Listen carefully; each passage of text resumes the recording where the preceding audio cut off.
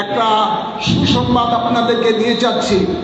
আমাদের মহান মুর্শিদ আওলাদ রাসূল আল্লামা সৈয়দ আবেশ আল মাদানী দুর্লভ কিছু বক্তব্য বয়ান, যেগুলো সাধারণ মানুষ আগে জানতো না, নতুন জেনারেশনও জানতো না, এই সমস্ত হুজুরের বয়ানগুলো বই আকারে ইনশাআল্লাহ আমি প্রকাশনা করার জন্য ইতিমধ্যে হাত দিয়েছি।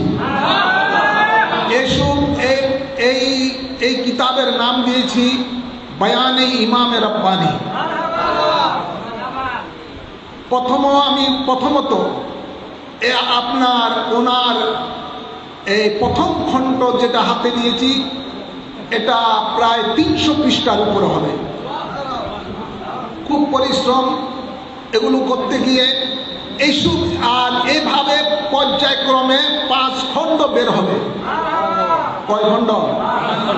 5 খণ্ড বের হবে। আশা রাখি এই কিতাবগুলো যদি সাধারণ মানুষ, সর্বশ্রেণীর আলেমরাও যদি পড়ে, ওদেরও ঈমানের দিক দিয়ে সীসার ঢালা প্রাচীরের মতো মজবুত হয়ে যাবে।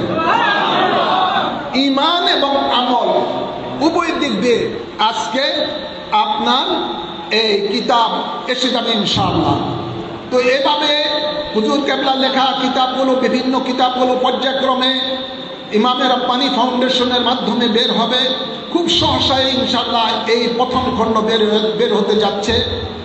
তো আপনাদেরকে বলবো, এটাই বলার কথা, যখন কিতাবগুলো বের হবে, এভাবে আরো সুন্নি উলামায়ে কেরামেরা যেই সমস্ত কিতাবগুলো লিখেছেন, এগুলো নিজে পড়বেন, মানুষের কাছে সেগুলো প্রচার করবেন এবং ঘরে ঘরে ওই কিতাবগুলো দেওয়ার জন্য ব্যবস্থা করবেন। তাহলে সুন্নিয়ত মজবুত হবে, সুন্নিয়তের প্রচার প্রসার মানুষ জানতে পারবে, হক এবং বাতিল বুঝতে পারবে।